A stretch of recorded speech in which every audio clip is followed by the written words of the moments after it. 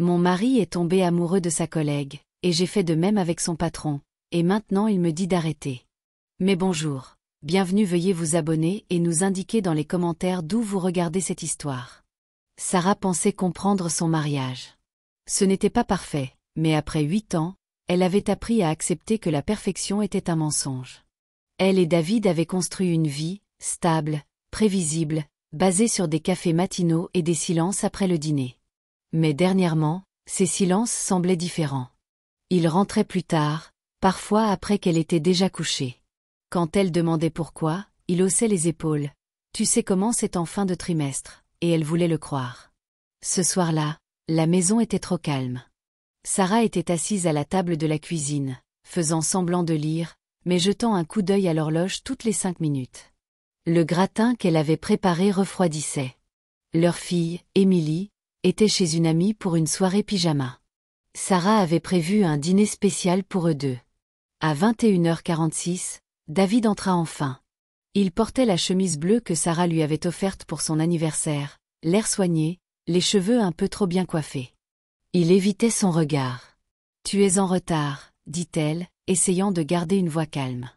Il laissa tomber ses clés dans le bol près de la porte et esquissa un sourire fatigué. « Désolé, la réunion a duré longtemps. Et puis Linda avait besoin d'aide avec son rapport. Tu sais comment sont les nouveaux. » Linda ? Ce nom frappa Sarah comme un vent froid. Elle ne voulait pas sembler jalouse ou insécure. « Tu parles beaucoup de Linda ces derniers temps. » David haussa les épaules et retira sa cravate. « Elle est juste nouvelle. Elle ne maîtrise pas encore tout. » Sarah hocha la tête, essayant d'ignorer la douleur dans sa poitrine. « J'ai fait ton plat préféré. » Il jeta un coup d'œil au gratin intact et força un autre sourire. « Ça a l'air super, mais je n'ai pas très faim. J'ai grignoté au boulot. » Ils restèrent assis en silence. Sarah sentait les mots s'accumuler en elle, mais elle ne trouvait pas comment les exprimer sans risque. Elle le vit vérifier son téléphone, taper un message rapide. « Des trucs du boulot ?»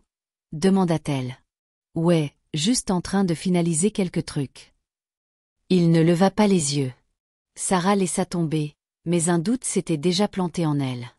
Le lendemain au travail, Sarah ne pouvait pas se concentrer. Elle travaillait dans la même entreprise que David, mais dans les ressources humaines, tandis qu'il était dans les ventes. Ils se voyaient rarement pendant les heures de bureau. À l'heure du déjeuner, elle s'assit avec son amie Jane et tenta de paraître normale. « Tu as l'air stressée, » dit Jane en la regardant par-dessus son sandwich. « Juste fatiguée, je suppose, » répondit Sarah. Elle ne voulait pas déballer ses problèmes. Elle n'était pas du genre dramatique. Jane se pencha vers elle. « Si c'est à propos de David, tu sais que tu peux m'en parler. » Sarah esquissa un faible sourire. « Ce n'est rien. » Mais ce n'était pas rien. Cet après-midi-là, Sarah devait envoyer un fichier à David. Elle cliqua sur son chat professionnel, et un message apparut de son côté. Elle ne l'avait jamais vu auparavant, mais la fenêtre était ouverte par erreur. C'était une conversation avec Linda. « Linda, merci pour le café hier. Tu sais toujours comment me faire sourire. » « David, c'est facile. Tu as un super sourire. Fais-moi signe si tu as besoin de quelque chose. » Sarah fixa les mots, le cœur battant. Elle savait que les échanges au bureau pouvaient être amicaux, mais quelque chose dans le ton la troublait. Elle ferma le chat, envoya le fichier et fit comme si de rien n'était. À la maison, Sarah tenta de rester normale. Elle observa David rire en regardant son téléphone, la lumière bleue se reflétant sur son visage. Elle se demanda s'il parlait encore à Linda. Elle ne pouvait plus se taire. « David, on peut parler. » Il leva les yeux, surpris par son ton sérieux. « Bien sûr. Qu'est-ce qu'il y a ?» Elle hésita. « Entre toi et Linda. Il y a quelque chose. » David cligna des yeux, puis éclata de rire. « Sarah, voyons. C'est juste une collègue. Elle est nouvelle, elle galère, je l'aide, c'est tout. » Sarah insista. « Tu passes beaucoup de temps avec elle. Tu parles tout le temps d'elle. » Il secoua la tête, agacé. « Tu te fais des idées. C'est le boulot, point final. » Elle hocha la tête, pas convaincue. Le lendemain, Sarah décida qu'elle voulait des réponses. Elle quitta le travail plus tôt et se rendit au café près du bureau de David, celui qu'il mentionnait parfois en passant. Elle s'assit près de la fenêtre avec un café, faisant semblant de lire sur son téléphone. À 17h23, elle les vit, David et Linda, riant, se penchant l'un vers l'autre. Linda toucha son bras, et David ne se dégagea pas. Les mains de Sarah tremblaient. Elle prit une photo, bien qu'elle se détestât pour ça. Elle partit avant qu'il ne la voie. Ce soir-là, Sarah attendit qu'Emily soit couchée. Elle montra la photo à David. Il la regarda, puis la fixa. « Tu m'espionnes maintenant ?» Sarah garda une voix ferme. « J'avais besoin de savoir. » David soupira, se frottant les yeux. « On est amis, Sarah. C'est tout.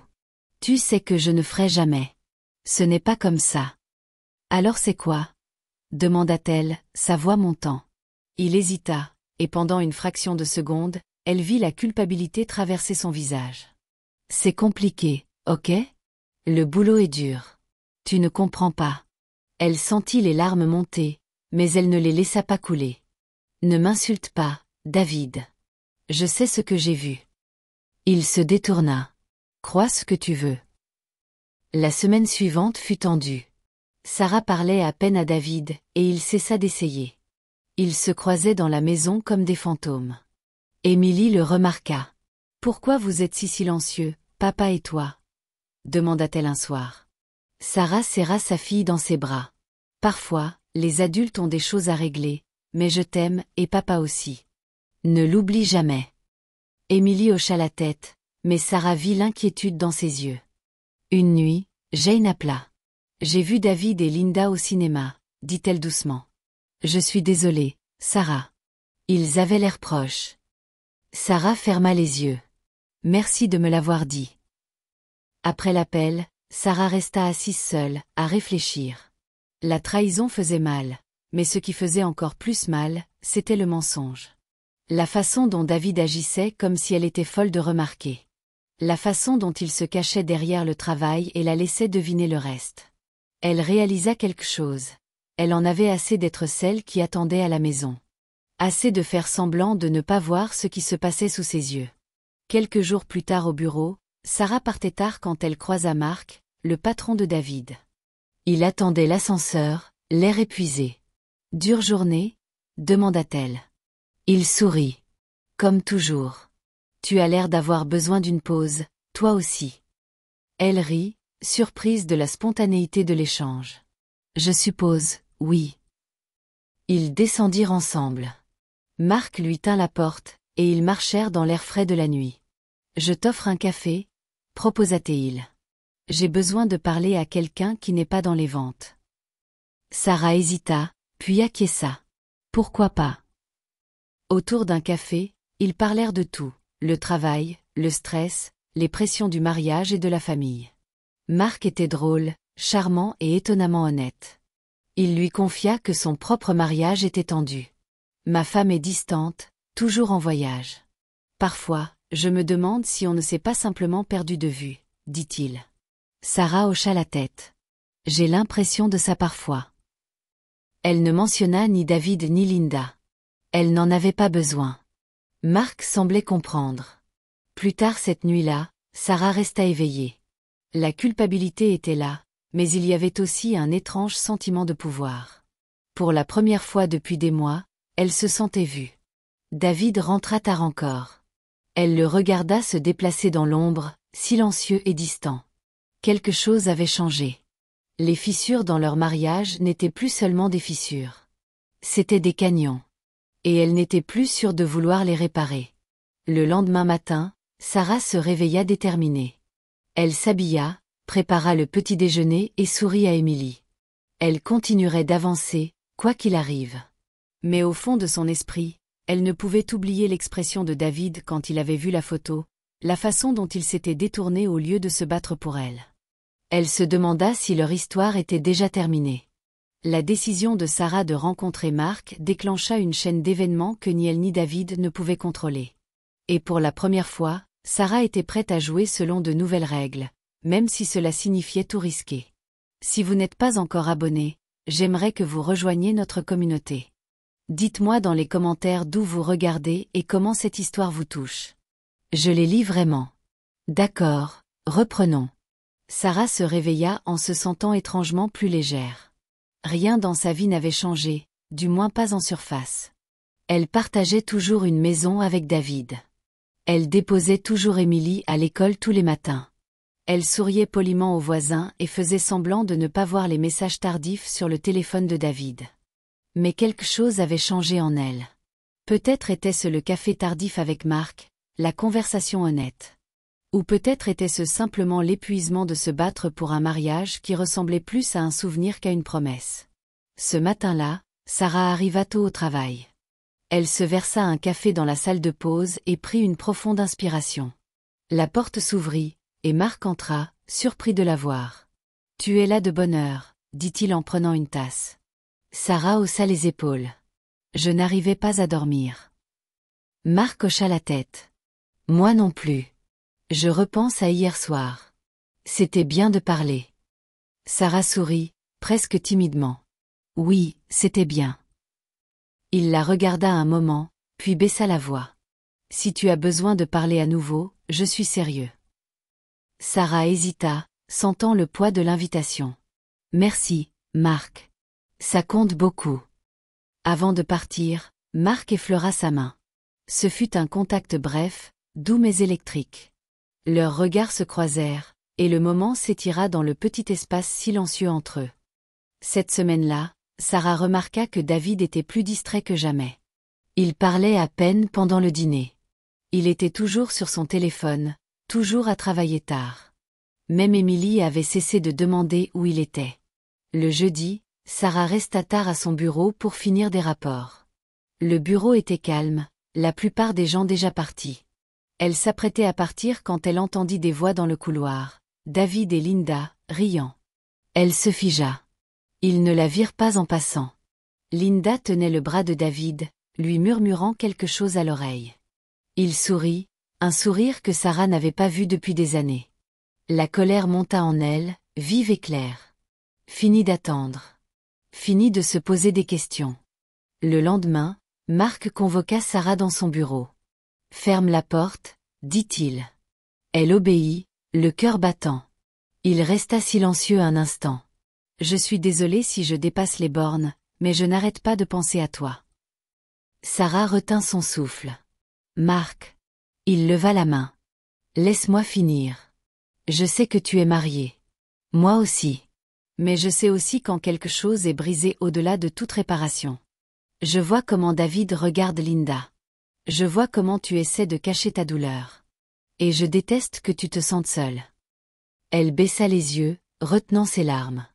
Il contourna le bureau et prit ses mains. « Tu n'as pas à traverser ça seule, Sarah. Si tu veux parler, ou quoi que ce soit, je suis là. » La voix de Sarah était douce mais ferme. « Je ne sais pas ce que je veux, mais je sais que j'en ai assez de faire semblant. » Marc hocha la tête. « Alors arrêtons de faire semblant. » Il l'embrassa, lentement, doucement, demandant la permission. Sarah ferma les yeux et se laissa tomber, juste un instant, dans quelque chose qui semblait chaud et vivant. Les semaines suivantes, tout changea. Marc devint son secret, son échappatoire au silence glacial de la maison. Ils se retrouvaient pour déjeuner, partageaient des blagues, s'envoyaient des messages. Il la faisait se sentir vue, désirée, et non invisible ou indésirable. Un après-midi, Sarah et Marc étaient assis dans la voiture de ce dernier au bord d'un parc, les fenêtres entr'ouvertes pour laisser entrer l'air printanier. « Tu te sens coupable parfois ?» demanda Sarah, fixant ses mains. Marc soupira. « Tous les jours. Mais ensuite, je me souviens à quel point j'étais seule avant de te rencontrer. Et comment je ne m'en rendais même pas compte jusqu'à maintenant. » Sarah hocha la tête. « Je pensais que j'étais heureuse, ou du moins à l'aise, mais maintenant, je ne peux plus revenir à ce que j'avais avec David. Je ne peux plus faire semblant. » Marc tendit la main et replaça une mèche de cheveux derrière son oreille. « Tu n'as pas à le faire. Pas avec moi. » Sarah sourit, se sentant plus légère qu'elle ne l'avait été depuis des mois. Pendant ce temps, à la maison, l'infidélité de David avec Linda devenait de plus en plus évidente. Il ne cachait plus son téléphone. Il rentrait avec l'odeur du parfum d'une autre. La goutte d'eau fut lorsqu'il annula un dîner en famille pour une urgence au travail. Sarah trouva un reçu pour un dîner chic pour deux dans la poche de sa veste. Elle le laissa sur son oreiller, ne dit rien et alla se coucher. Au travail, les rumeurs commencèrent à circuler. Les gens chuchotaient sur David et Linda, leur long déjeuner, leur réunion à huis clos. Sarah ignorait les ragots. Elle avait ses propres secrets maintenant. Jane l'a pris à part un jour. « Je ne veux pas me mêler de tes affaires, mais ça va ? J'ai entendu des choses sur David. » Sarah sourit, un petit sourire triste. « Je vais bien, Jane.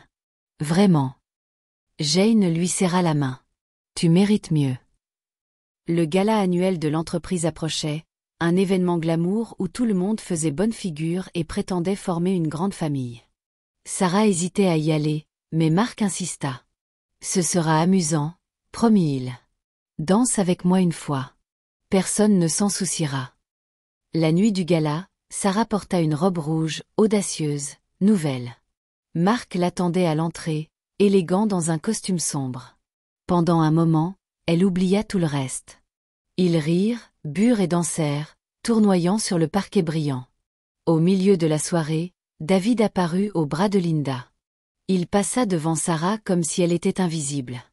Marc lui serra la main sous la table. « Tu es magnifique, » murmura-t-il. Sarah rougit, sentant sa chaleur. Elle se sentait puissante, intouchable. Après le dîner, la musique ralentit. Marc se leva et lui tendit la main. « Danse avec moi. » Elle hésita, puis accepta. Ils bougèrent ensemble sous les lumières tamisées, ignorant les regards autour d'eux. Soudain, Marc se pencha et l'embrassa au milieu de la piste de danse. La salle devint silencieuse, les murmures se répandant comme une traînée de poudre. Sarah vit David les fixer, le visage déformé par le choc et une sorte de colère. Elle sourit à Marc et murmura « Merci ». Il sourit. « De quoi ? » « De m'avoir aidé à me souvenir de qui je suis. » David s'avança, saisissant le bras de Sarah. « Qu'est-ce que tu fais, bon sang ?» siffla-t-il. Sarah se dégagea.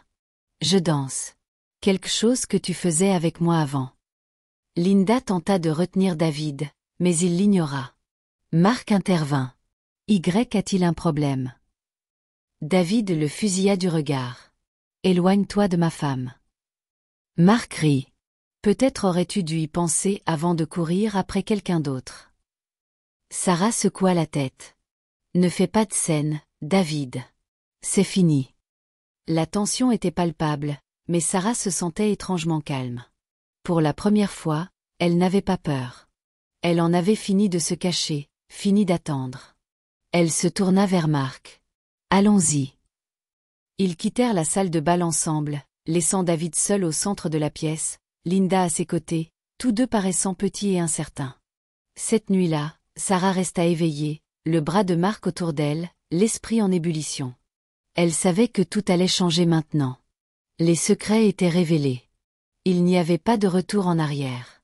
Mais pour la première fois depuis longtemps, elle ne se sentait pas perdue. Elle se sentait libre. Les retombées du gala furent rapides. Au travail, les gens cessèrent de murmurer et commencèrent à la fixer ouvertement. Certains semblaient avoir pitié d'elle. D'autres semblaient juger. Elle sentait les regards partout, mais elle gardait la tête haute. David lui parlait à peine à la maison. La tension était vive, l'air lourd.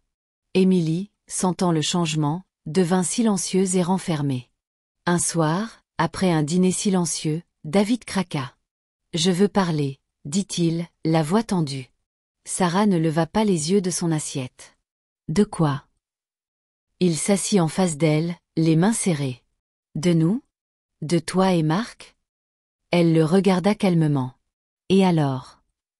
Les yeux de David brillèrent d'une lueur désespérée. « Tu dois arrêter. Ce qui se passe entre toi et mon patron, c'est mal, Sarah. Tu es ma femme. » Sarah rit, un son amer. Tu ne semblais pas te soucier d'être mon mari quand tu te faufilais avec Linda. Le visage de David s'empourpra. C'est différent. Elle le coupa. En quoi ? Parce que tu l'as fait en premier. Il secoua la tête. J'ai fait une erreur, mais je veux toujours cette famille. Je veux que tu reviennes, s'il te plaît. Sarah sentit un étrange calme l'envahir. Tu ne veux de moi que maintenant que tu me vois avec quelqu'un d'autre. Maintenant que je ne t'attends plus à la maison. David resta silencieux. Elle continua, je t'ai donné toutes les chances d'être honnête, de régler les choses. Tu as choisi quelqu'un d'autre. J'ai juste fini par faire pareil. David sembla vaincu, ses yeux implorants. Je peux changer. On peut réparer ça pour Émilie. La voix de Sarah s'adoucit légèrement. Émilie mérite l'honnêteté. Pas deux parents qui font semblant. Tu veux le pardon, mais tu ne t'es même jamais excusé. David baissa la tête. Je suis désolé. Vraiment. Elle se leva. J'apprécie. Mais j'en ai fini. Je dois l'être. Il la fixa, abattu, tandis qu'elle s'éloignait. Cette nuit-là, Sarah resta éveillée, repensant à tout. La trahison, la douleur, les moments où elle aurait pu partir mais était restée, se disant que les choses s'amélioreraient. La vérité était qu'elle était déjà partie dans son cœur bien avant l'arrivée de Marc. Marc l'appela plus tard, sa voix douce. « Ça va ?» Elle soupira. « Je ne sais pas. David veut que j'arrête avec toi. Il dit qu'on peut réparer les choses. » Marc resta silencieux. « Qu'est-ce que tu veux ?» Sarah prit une longue inspiration. « Je veux une nouvelle vie. Je veux arrêter de faire semblant. Je veux être avec quelqu'un qui me voit. » Marc dit, « Alors viens avec moi. Il y a un poste vacant dans notre succursale à New Haven. Je peux t'obtenir une place, un nouveau départ, une page blanche si tu veux. » Le cœur de Sarah battit fort. Une nouvelle ville, un nouveau travail. C'était beaucoup à encaisser, mais l'idée de rester et de regarder sa vie pourrir de l'intérieur était pire. « Je vais y réfléchir », murmura-t-elle. Le lendemain matin, David essaya encore. Il prépara du café, mit la table, agissant comme si rien ne s'était passé. « Tu vas vraiment partir ?» demanda-t-il, la voix faible. Sarah s'assit en face de lui, le visage déterminé. « Je dois faire ce qui est bon pour moi. J'ai essayé de faire ce qui était bon pour nous pendant des années. Tu n'étais pas intéressé. » Il essuya ses yeux. « Tu vas vraiment partir ?» Elle hocha la tête. « Oui. Je parlerai à Émilie pour qu'elle comprenne. Mais j'en ai fini de mentir. » David mit sa tête dans ses mains. « J'ai tout gâché. Je sais. Mais Marc, le boulot, partir, c'est trop. Tu fuis. » Sarah croisa son regard, ferme et inébranlable. « Je ne fuis pas. Je vais enfin de l'avant. » La semaine suivante, Marc organisa le transfert de Sarah. Elle fit ses valises discrètement, pièce par pièce. Émilie sentit le changement, posant des questions auxquelles Sarah répondait avec douceur. « Est-ce que toi et papa êtes fâchés ?» demanda Émilie une nuit. Sarah la serra fort. « On n'est pas fâchés. On a juste besoin de vivre dans des endroits différents, mais on t'aime tous les deux très fort. Ça ne changera jamais. » Émilie hocha la tête, les larmes aux yeux. « Je te verrai. » Sarah embrassa son front. « Bien sûr. Rien ne pourrait m'éloigner de toi. » Alors que le déménagement devenait réel, Sarah luttait avec la culpabilité. Elle s'inquiétait pour Émilie, pour le fait de bouleverser son monde. Elle s'inquiétait pour Marc, pour aller trop vite. Elle s'inquiéta même, l'espace d'un instant, pour David. Mais au fond, elle savait que c'était la bonne décision.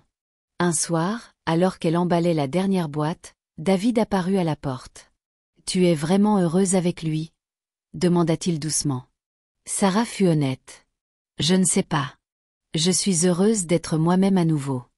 Je suis heureuse d'arrêter de faire semblant. » Il hocha la tête. « Je suppose que c'est plus que ce qu'on avait tous les deux depuis longtemps. » Ils restèrent silencieux. Il n'y avait plus rien à dire. La dernière nuit dans la maison, Sarah parcourut chaque pièce, se souvenant des bons moments, des rires, du premier Noël, des premiers pas d'Émilie. Elle se permit de ressentir la perte, mais aussi le soulagement. Cette maison avait été sa prison et son refuge, et elle en sortait enfin à ses propres conditions. La voiture de Sarah était prête. Marc attendait dehors, les phares brillant dans le brouillard matinal.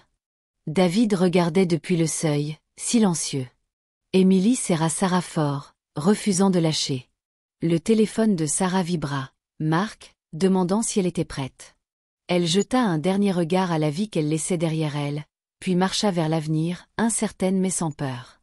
Sarah se tenait sur le porche, une valise à la main, alors que l'aube se levait sur le quartier. L'air était chargé de tout ce qui n'avait pas été dit. David s'appuyait contre le chambranle, paraissant vieilli, et Émilie s'accrochait à la taille de sa mère. « Tu m'appelleras tous les jours », murmura Émilie. Sarah s'accroupit pour rencontrer les yeux de sa fille. « Tous les jours, et tu viendras le week-end. On fera en sorte que ça marche, ma chérie. Je te le promets. » Émilie hocha la tête, retenant ses larmes. La voiture de Marc attendait au bord du trottoir, le moteur ronronnant doucement. Il sortit, adressa un petit sourire encourageant à Sarah, puis attendit, les mains dans les poches. David parla enfin, sa voix douce, dépourvue de colère. « Si tu veux revenir un jour. » Sarah secoua la tête. « David, ça n'a pas été une maison pour moi depuis longtemps. » Il tenta de parler, mais les mots restèrent coincés dans sa gorge. Pour la première fois, Sarah ne vit pas son mari, mais un homme qui s'était perdu, tout comme elle.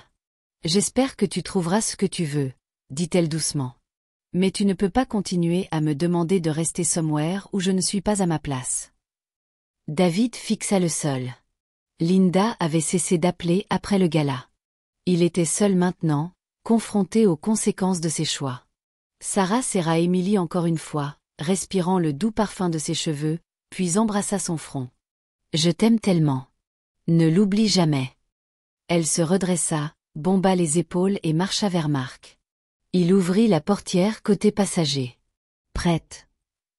Sarah hocha la tête. « Autant que je peux l'être. » Ils s'éloignèrent en silence, la ville rapetissant dans le rétroviseur.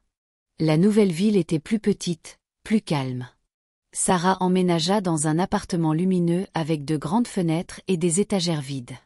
Elle installa un lit pour Émilie, accrocha les photos préférées de sa fille au mur et l'appela tous les soirs.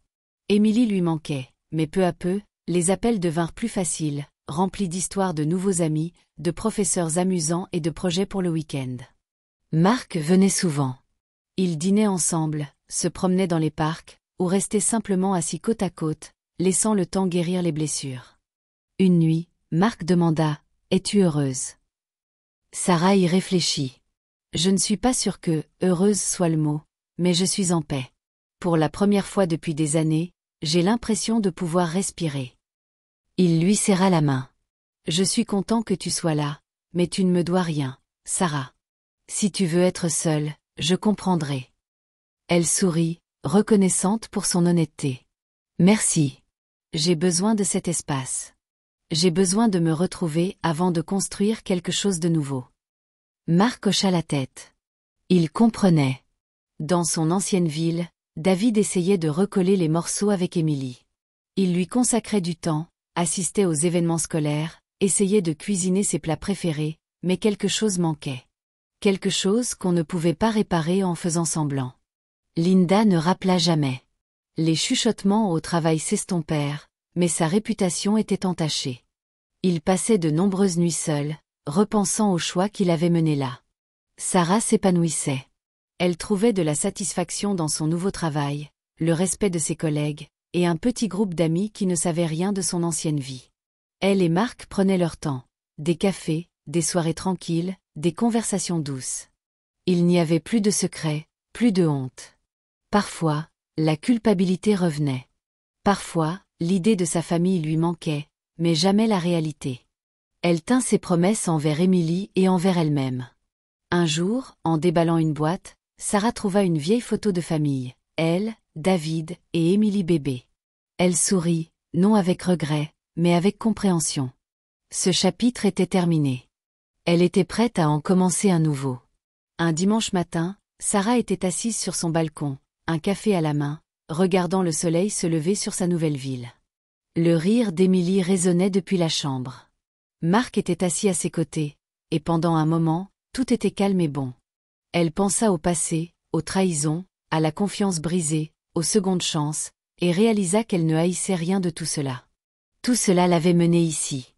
Elle avait perdu un mari, mais s'était trouvée elle-même. Elle ne laisserait plus jamais cela lui échapper. La confiance ne peut être reconstruite sur de vieux mensonges. La trahison change les gens, mais parfois, elle les libère. La vraie paix vient de l'honnêteté, d'abord avec les autres, puis avec soi-même.